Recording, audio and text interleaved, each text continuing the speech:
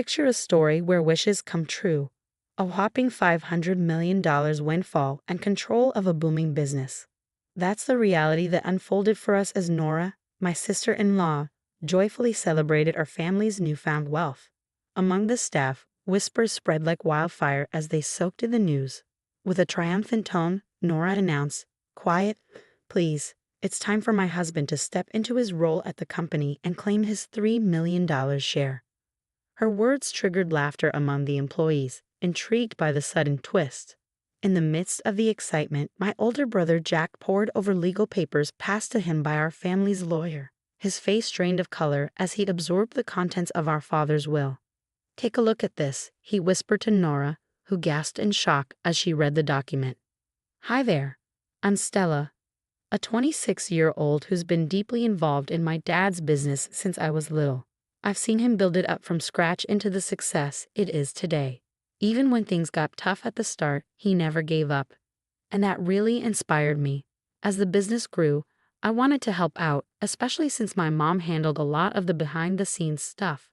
My parents always encouraged me to choose my own path after high school, but I knew I wanted to be part of Dad's legacy. That feeling only got stronger as I got older. When I finally joined the family business, I was lucky to have Leo, a longtime employee, show me the ropes. He taught me all about how things work without treating me differently because I'm the boss's kid. Learning from him gave me a real understanding of what we do and how to do it well. Meanwhile, my brother Jack, who's just a year older than me, was off studying management, planning to take over from Dad one day. He'd often talk about it with his friends, confident that he was meant to lead the company someday. This tale peels back the layers of family dynamics, inheritance, and the pursuit of success within a business setting. It challenges the idea that privilege equals entitlement, instead highlighting the importance of earning one's place through hard work and dedication. As the story unfolds, unexpected twists shine a light on the true meaning of legacy and responsibility. My brother Jack led a life cushioned by stability and certainty, the envy of many of his friends. "You're so lucky," they'd say, eyeing the secure future Jack had courtesy of our family's business. The conversation often turned to me, his younger sister, sparking curiosity about any potential rivalry for control of the company. "Oh, my sister. She's around, but she's more a behind-the-scenes type," Jack would explain, somewhat brushing off any speculation. Jack had his own approach to getting ready for leadership, spending extravagantly and enjoying socializing under the guise of gaining management experience. He knew that being the future president made him popular, especially with women attracted to his status. Among many admirers, he picked Nora, the most dazzling of them all, as his wife. Their wedding was a spectacle, followed by a lavish honeymoon and the building of a grand mansion to start their luxurious life together.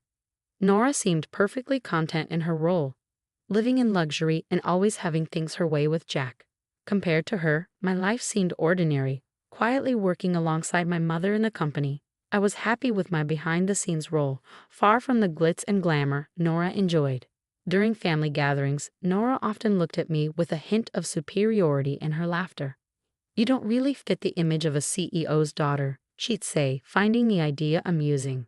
I never understood Nora's fascination with extravagant living, a lifestyle that felt foreign to me. She probed, unable to grasp why someone born into wealth would show little interest in flaunting it. "Living so simply despite your family's riches, I just don't get it," she'd say, as if the idea of not showcasing wealth was beyond her comprehension. This difference in our lifestyles highlighted our contrasting values and viewpoints. While Nora valued material possessions and social status, I found fulfillment in quietly contributing to our family's legacy. It wasn't about money or titles for me. It was about being part of something meaningful. Despite being the daughter of the company's president, as my brother often pointed out, I didn't seek attention or special treatment. I believed in treating my colleagues with respect, just like anyone else. My approach to work and relationships within the company was rooted in humility and mutual learning. I recognized that many of my coworkers had skills and knowledge surpassing mine, and I respected the importance of every role within our organization. My brother held firm to the belief that a boss must always maintain an air of superiority to command respect from their team. He was surprised by my perspective and criticized my approach, insisting that a true leader should assert dominance and delegate mundane tasks to others. According to him, This mindset separated the real leaders in our family from the rest. When I tried to defend my viewpoint, stressing the importance of respecting all team members regardless of their role, my brother quickly dismissed my arguments. He claimed that such thinking would make me unappealing to potential partners. Nora joined in, suggesting that my attitude and outlook on life would leave me alone forever, advising me to change to become more attractive. My brother even threatened my job security once he took over the company, highlighting our vastly different values and approaches to leadership and personal relationships. Following the uncomfortable confrontation, my mother stepped in with her support, reminding me of the value I brought to the company and advising me not to let my brother's criticisms affect me. My father also made his disapproval of my brother's attitude clear with his stern demeanor. It was evident that my parents didn't share my brother and Nora's views, leading to a tense period where they avoided our family home.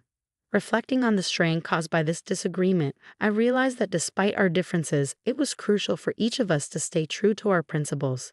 While my brother and Nora continued their lavish lifestyle, frequenting fancy restaurants and luxurious resorts to maintain a certain image, I remained dedicated to my values. I focused on making meaningful contributions to our family business, cherishing the importance of humility and teamwork that I had learned over time. Jack was on track to become the president of our father's company, a role he was being prepared for as our father worked diligently to expand his business. One evening at home, my father suddenly felt intense chest pains. Worried, I urged him to stay calm while I called for an ambulance. In those tense moments, he directed me to a letter in a drawer, insisting, "Stella, read this. If anything happens to me, the lawyers will handle the rest." His words were barely out before he lost consciousness, and despite being rushed to the hospital, he passed away without regaining consciousness. Jack and Nora, my brother and his wife, were abroad during this crisis and missed being with our father during his final moments. They returned from their vacation 3 days later, just in time for the funeral. Jack's comment, "We're just glad we made it on time. Never thought Dad would pass while we were away," struck me as insensitive. Their casual arrival and failure to acknowledge the efforts my mother and I put into organizing the funeral were deeply disheartening. I was surprised by his criticism, especially since my mother and I had carefully chosen the menu together.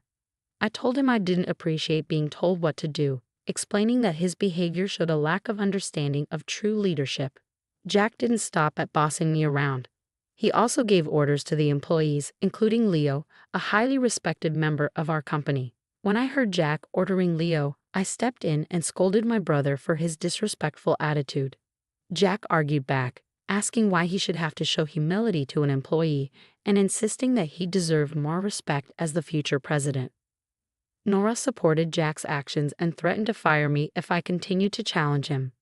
Suddenly, a man interrupted our heated argument. He introduced himself as the lawyer who had been handling our father's affairs, including his will, something my father had mentioned to me before he passed away. This news caught Jack and Nora's attention, especially when the topic of inheritance came up. They eagerly welcomed the lawyer, hoping to learn more about the fortune they expected to inherit. As they discussed the inheritance, Jack became emotional, asking about the rumored $500 million. Nora couldn't contain her excitement at the thought of such wealth, seeing it as their ticket to a dream life. This announcement caused a buzz among the employees, but Nora quickly hushed them, proudly anticipating their imminent rise to power. This situation really showed the contrast in values and priorities within our family, especially between Jack and Nora's focus on material wealth and my dedication to honoring my father's legacy with respect and humility. The lawyer's arrival signaled the start of a new chapter, one that would reveal my father's true intentions for his inheritance and the company's future. When everyone expected the company and a $500 million inheritance to go to Jack, the contents of the will caused quite a stir among the employees. One of them couldn't help but laugh, and soon it became clear why. As Jack and Nora read the will, they were shocked to discover that the entire company was to be passed on to me, the eldest daughter. Jack was visibly stunned, his face turning pale as he protested, insisting there must be some mistake. The lawyer present during this confrontation confirmed the legality of the will, which only made Jack more agitated and unwilling to accept the decision. He argued that our father must have been mentally unfit when making such choices, suggesting they were invalid. This attack on our father's judgment pushed me over the edge. I defended our father's honor and integrity, refusing to accept Jack's claim to lead the company. My brother reached his breaking point as I openly questioned his qualifications, highlighting his lack of contribution to the company's well-being. Jack and Nora defended themselves, claiming they had prepared for his presidency by building a luxurious mansion and living a lavish lifestyle. I countered, emphasizing that these surface-level actions didn't prove leadership or business sense. Furthermore, I revealed the letter from our father detailing the financial support he had given Jack, including the mansion and other extravagances, which was actually an advance on Jack's inheritance, significantly reducing his share. Nora panicked upon hearing this, realizing the implications of the will and letter. The whole situation played out as a clash between expectations and reality, exposing the deep divisions within our family over our father's company's legacy and the true qualities of leadership and responsibility. When the $500 million inheritance was mentioned, Nora's confusion and frustration were evident. Wait, so the whole inheritance is only worth $500 million? Have we really spent that much already? This doesn't seem fair, she lamented. An employee who had previously laughed stepped forward to clarify for Nora that the $500 million represented the company's value, not personal wealth available for inheritance. Nora struggled to understand this distinction, unable to grasp that company funds weren't meant to be divided up as personal inheritance. I explained to her that the company's wealth was meant for its growth and sustainability, not personal inheritance, meaning Jack's share of any personal inheritance would be minimal. This revelation visibly shook her, showing a clear misunderstanding of the difference between company assets and personal wealth. At this point, Jack seemed to have a moment of realization or perhaps denial. He turned to the employees, questioning their support for me as president over him, arguing that leadership was his birthright due to the charisma he believed he shared with our father.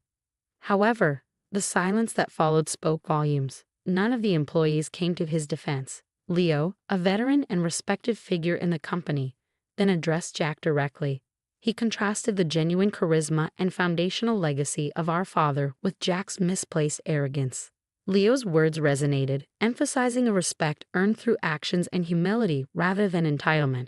He pointed out Jack's absence and lack of contribution to the company's daily operations, dismissing Jack's excuses of networking as irrelevant to the real work needed to sustain and grow the business. In contrast, Leo praised my efforts to understand and contribute to the company from the ground up, acknowledging the sincerity and dedication I shared with our father. This endorsement from Leo and the collective agreement from other employees highlighted a shared acknowledgement of my suitability for leadership, based not on entitlement but on commitment and respect for the legacy and future of the company. Touched by their support, I felt a renewed sense of responsibility and gratitude. The employees' acknowledgement of my efforts and their trust in my leadership validated the path I had chosen, one that honored my father's values and our company's collective ambition. I thanked the employees, recognizing the unexpected turn of events, but emphasizing my dedication to the company, a passion inherited from my father.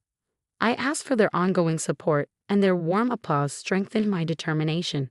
I then emphasized the importance of every team member, stating, "Anyone who disregards this isn't fit for a leadership role," hinting that even a president could be held accountable. Jack was taken aback by my words. "What do you mean? I'm your brother, and you're saying you'd fire me if I were president?" Jack protested, confused by my prioritization of competence over family ties. He looked for support, but the employees' cool responses indicated their agreement with my viewpoint. Feeling isolated, Jack and Nora swiftly left the scene. After the incident, Jack found himself without a job, relying on the modest inheritance he had received, which quickly dwindled. "Can you lend me some money, Stella?" he later asked. However, faced with his ongoing lack of effort to find work, I was put off by his dependency. I advised our mother against offering financial assistance, pointing out his fall from grace and the loss of his once supportive friends. Nora, who had envisioned a life of luxury as the company president's wife, also received little sympathy from her social circle after these events. Eventually, financial strain led them to sell their mansion, a temporary solution that briefly restored their extravagant lifestyle but proved unsustainable in the long run. Their savings dried up, and when they finally considered getting jobs, their lack of experience and their tarnished reputation made them unemployable. These events highlighted the consequences of entitlement and the importance of hard work, humility, and maintaining good relationships. In the ups and downs of life, Jack found himself in a new role far from his previous aspirations. He secured a part-time job at a convenience store, a significant change from his earlier plans. This job, unfamiliar and challenging, placed him alongside younger colleagues who often noticed his lack of experience. It was a humbling experience, forcing Jack to confront the realities he had previously overlooked. Nora also experienced a significant shift in her daily life. Her days as a full-time housewife, once filled with leisure and luxury, were replaced by the demands of part-time work. She took on a role as a cashier in a supermarket, working long hours for modest pay. This new chapter for Nora was marked by hard work and perseverance, a departure from her previous expectations. As my brother and sister-in-law adjusted to their new circumstances, I utilized the knowledge and insights gained from my behind-the-scenes work in the company. With the guidance of Leo and our dedicated team, we concentrated on expanding the business, drawing strength from the challenges we encountered. The ordeal with my brother not only tested our determination but also strengthened our unity. Together, we strive to honor my father's legacy by growing the company and fostering a sense of community and achievement among our employees. This contrast in our paths highlighted life's unpredictability and emphasized the importance of adaptability, humility, and hard work. While Jack and Nora adapted to their new realities, their journey served as a reminder of the lessons learned from overcoming adversity. As for me, I remained committed to leading our family business forward, treasuring the wisdom of the past while building a brighter future for everyone involved, fulfilling a promise to honor our father's memory.